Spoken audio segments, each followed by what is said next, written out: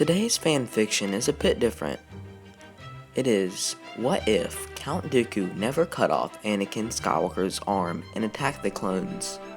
Sit back, relax, like, subscribe, and comment on what you would like to see on this channel.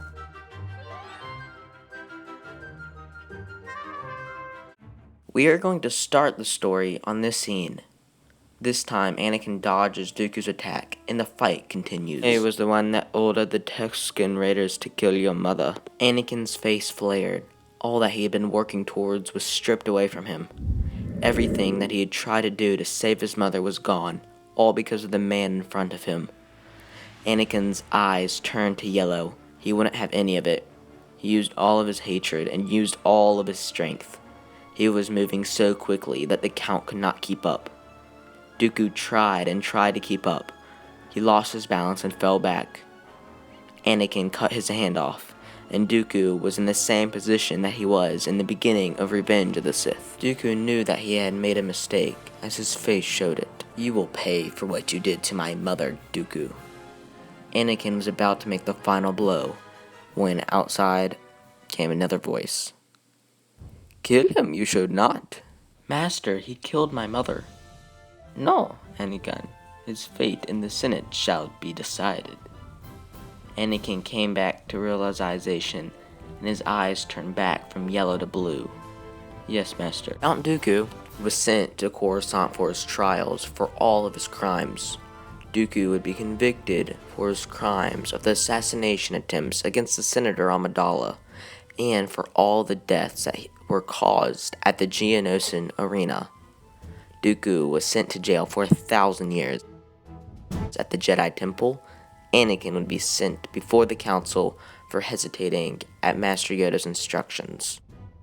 "You will stay here in the Jedi Temple. You will not go on any missions until further notice, and if this happens again, you will be expelled from the Jedi Order." Anakin was astounded at what Mace Windu had just said. "He caused my mother's death." "Leave, young Skywalker."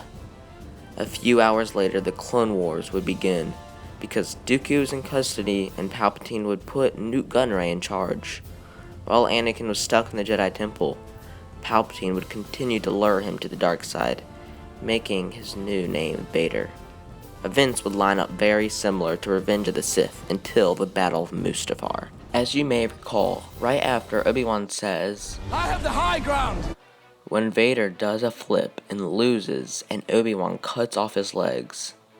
As you can see in this clip, Vader uses his metal arm that did not burn to get out of the lava.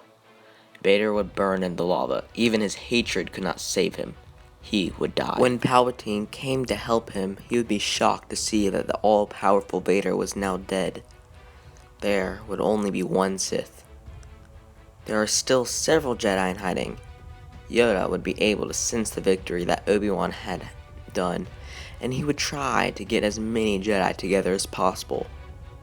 Around 100 Jedi, including Obi-Wan Kenobi, Ahsoka Tano, Kanan Jarrus, Quinlan Vos, Jocasta Nu, and Kakura, and also, along with that, Oppo Rancis, were all one of the Jedi to storm the temple with Yoda, along with many others.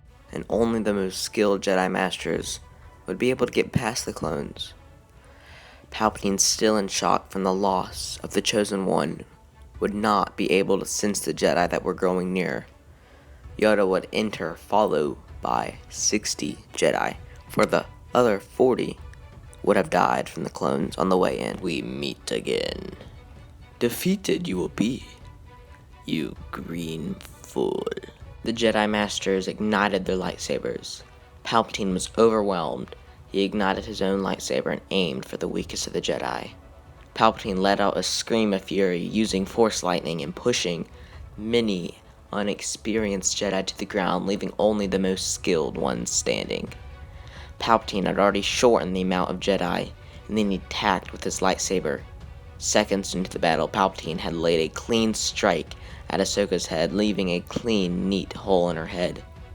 Palpatine landed many fatal strikes into 20 other Jedi.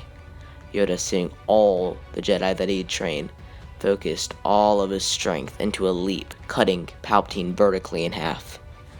Palpatine's face was in pure hatred. After the Senate found out about the Supreme Chancellor's death, the new elected Chancellor would be Bail Organa.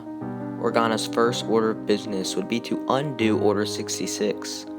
Yoda would go back to the temple to start a new order, looking at all the aspects of the Force, but never diving too much to the dark side of the Force. All that survived the attack on Palpatine would become masters if they were not already masters beforehand. The Skywalkers would be born, and they would be trained by Master Yoda himself. Thank you for watching. This video took quite a lot of effort, so make sure to hit that like and subscribe button for more videos like this. Thank you for watching.